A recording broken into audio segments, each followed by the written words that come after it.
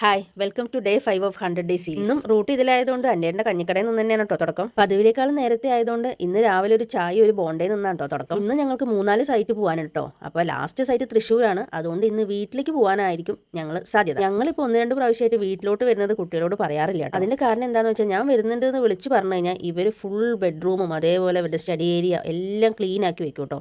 അപ്പോൾ ഞാൻ പറയാതെ ചെന്ന് കഴിഞ്ഞാൽ എങ്ങനെയാണ് ഇവരുടെ ഡെയിലി റൊട്ടീൻ അറിയാൻ വേണ്ടിയിട്ടാണ് കേട്ടോ പറയാതെ പോകുന്നത്. പിന്നെ സാധാരണ എല്ലാവരും വിളിച്ച് പറഞ്ഞു പോകുന്നത് ഫുഡ് റെഡിയാക്കി വെക്കാൻ വേണ്ടിയിട്ടായിരിക്കും കേട്ടോ. പക്ഷേ ഞങ്ങൾ എപ്പോഴും എത്തുമ്പോഴും നട്ടപ്പാതിരി ആവുന്നതുകൊണ്ട് ഞങ്ങൾക്ക് പിന്നെ ഫുഡ് ആവശ്യം ഉണ്ടാവില്ല. അതുകൊണ്ടാണ് ഈ പറയാതെ പോകുന്നത്. പിന്നെ വീട്ടിൽ പോകുമ്പോൾ ഞങ്ങൾ അധികവും രാത്രി പുറത്തുനിന്ന് കഴിക്കാൻ ഞാൻ മനോട്ടിനോട് പറയട്ടോ. കാരണം എന്താണെന്ന് വെച്ചാൽ വീട്ടിൽ ചെന്ന് പിന്നെ അതിൻ്റെ കഴിച്ച് പാത്രം കഴുകി കിടക്കാൻ എനിക്ക് മടിയാട്ടോ. അപ്പോൾ അതുകൊണ്ട് എപ്പോഴും പറയും വീട്ടിൽ പോകുമ്പോൾ കഴിച്ചിട്ട് പോകാമെന്ന്. ഇത് ഞങ്ങളുടെ വേറൊരു കഞ്ഞി സ്പോട്ടാണ് കേട്ടോ. ഇത് നെടുമ്പാശ്ശേരി എയർപോർട്ടിൻ്റെ അടുത്താണ്. അപ്പോൾ അവിടെ പ്രൊജക്ട് ചെയ്ത സമയത്ത് ഞങ്ങൾ കഴിച്ചുകൊണ്ടിരുന്നതാണ് കേട്ടോ. ഇവിടുന്ന് ആ ചേട്ടൻ്റെ പേരൊന്നും അറിയില്ല. ഇത് മദ്രാസ് കഫേ ആണ് കേട്ടോ. തൃശ്ശൂർ വടക്കഞ്ചേരിയിലാണ്. സൈറ്റുകളെല്ലാം കവർ ചെയ്ത് തിരിച്ച് വീട്ടിൽ പോകുമ്പോൾ ഞങ്ങൾ കയറിയതാണ് കേട്ടോ. ഇവിടെ ഇത് മനോനൊരു നൊസ്റ്റാൾജി ഉള്ളൊരു ഹോട്ടലാണ് കേട്ടോ. കാരണം പണ്ട് മനോട്ടൻ തൃശ്ശൂർ വർക്ക് ചെയ്ത സമയത്ത് ഒരു 20 വർഷം മുന്നേ ഇടയ്ക്കിടയ്ക്ക് പോയിരുന്നൊരു ഹോട്ടലുണ്ട്. അപ്പോൾ ഒരു നൊസ്റ്റാൾജി ഉണ്ട്. അതുകൊണ്ടാണ് ഇവിടെ ഇടയ്ക്കൊന്ന് ഞങ്ങൾ കയറാറുണ്ട്. ഇപ്പോൾ ഞങ്ങൾ ഞങ്ങളുടെ നാട്ടിലെത്തിട്ടോ. ഇവിടെ ഞങ്ങൾക്കൊരു ഷോപ്പ് ഉണ്ട്. ഷോപ്പിൻ്റെ പേര് ലൈന സ്റ്റോർ എന്നാണ് കേട്ടോ. ഞങ്ങൾ ആദ്യം നമ്മുടെ ഷോപ്പിനാണ് ഈ പേരിട്ടത്. പിന്നെ കൺസ്ട്രക്ഷൻ തുടങ്ങിയ സമയത്ത് ഞങ്ങൾ പിന്നെ ലൈന കൺസ്ട്രക്ഷൻസ് തന്നെ നമ്മുടെ കമ്പനിക്കും പേരിടുക ചെയ്തു. ഷോപ്പിൽ നിന്ന് വീട്ടിലേക്ക് ഒരു 500 മീറ്ററേ ഉള്ളൂ. അച്ഛൻ എന്തായാലും ക്ലോസ് ചെയ്യാനായി. അതുകൊണ്ട് ഞങ്ങൾ കടയിലൊന്നും നിർത്തിയില്ല. ഞങ്ങൾ നേരെ വീട്ടിലേക്ക് വീട്ടിലെത്തിയപ്പോൾ ഞാൻ പറഞ്ഞ മാതിരി തന്നെ ചെറിയ മോള് ഇതാ സോഫയിൽ ഫോണും കണ്ടിരിക്കുന്നുണ്ട്. നാളെ എന്തായാലും അവധിയാണല്ലോ. അതുകൊണ്ടൊന്നും പഠിത്തമൊന്നുമില്ല.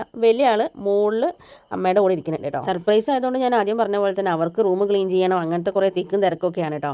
അതുകൊണ്ട് വീഡിയോ കാണുമ്പോൾ തന്നെ അവരവിടെ നിന്ന് ഓടുകയാണ്. എന്നിട്ട് ചേച്ചീനെ വിളിക്കാൻ പോകാൻ കേട്ടോ കുഞ്ഞാവ. ഞങ്ങൾ വൈകുന്നേരം ചായ കുടിക്കുന്ന സമയത്ത് ഇവർ ഞങ്ങളെ വിളിച്ചിരുന്നു. അപ്പോൾ വരണ കാര്യം സംസാരിച്ചപ്പോൾ നിങ്ങൾ ഇനി ഓണത്തിന് വന്നാൽ മതി എന്നാണ് കേട്ടോ അവർ ഞങ്ങളോട് പറഞ്ഞത്. അച്ചുവിന് പിന്നെ വീഡിയോ കണ്ടപ്പോൾ തന്നെ ചമ്മലായിട്ടുണ്ട്. കാരണം അവളുടെ ഫ്രണ്ട്സൊക്കെ ഞങ്ങളുടെ വ്യൂവേഴ്സാണ് കേട്ടോ. അപ്പോൾ അവിടെ ചെന്നിട്ട് നിങ്ങളിങ്ങനെ വീഡിയോ ഇട്ടില്ലേ എന്നൊക്കെ ചോദിക്കുമല്ലോ.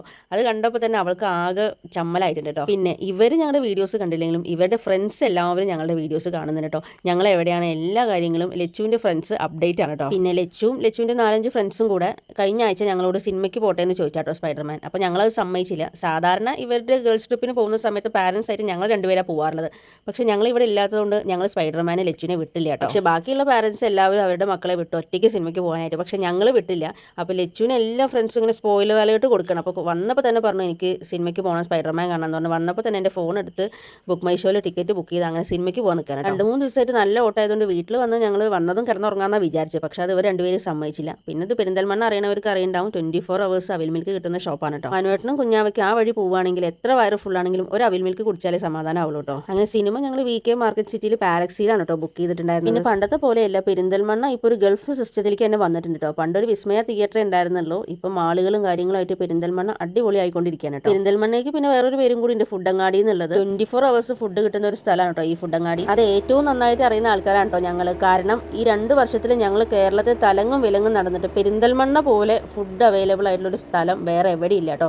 സ്വന്തം നാടിനെ നന്നാക്കി പറയല്ല, പെരിന്തൽമണ്ണ പോലെ നല്ലൊരു ടൗണും അതേപോലെ ഇത്രയും സൗകര്യമുള്ളൊരു സ്ഥലം ഞാൻ കേരളത്തിൽ ഈ 2 വർഷം നടന്നിട്ടും കണ്ടിട്ടില്ല കേട്ടോ. ഇപ്പോഴത്തെ കുട്ടികളൊക്കെ ഭാഗ്യവാന്മാരാണ് കേട്ടോ. കാരണം ഞാൻ കല്യാണം കഴിഞ്ഞ് വരുന്നവരെ ആകെ 2 സിനിമയാണ് കേട്ടോ തിയേറ്ററിൽ പോയി കണ്ടിരിക്കുന്നത്. അതേപോലെ ഇപ്പോഴത്തെ പാരൻസും കുട്ടികളോട് ഭയങ്കര ഫ്രണ്ട്ലിയാണ് കേട്ടോ. പണ്ട് അങ്ങനെയല്ല, കർക്കശക്കാരായിരിക്കും പാരൻസ് എല്ലാവരും. ഇപ്പോൾ ഇവർ കണ്ടില്ലേ മനോട്ടനും ഇവരും ഫ്രണ്ട്സിനെ പോലെയാണ്. പക്ഷേ ഞാനൊന്നും എൻ്റെ അച്ഛൻ്റെ അടുത്ത് പോലും പോയിട്ടുണ്ടായിരുന്നില്ല കേട്ടോ. അത്രയും പേടിയായിരുന്നു. പക്ഷേ ഇപ്പോൾ എൻ്റെ മക്കൾ അതേപോലെ എൻ്റെ ചേച്ചിയുടെ പിള്ളേരും എൻ്റെ അച്ഛനെ വരച്ച വരയിൽ നിർത്താറുണ്ട് കേട്ടോ.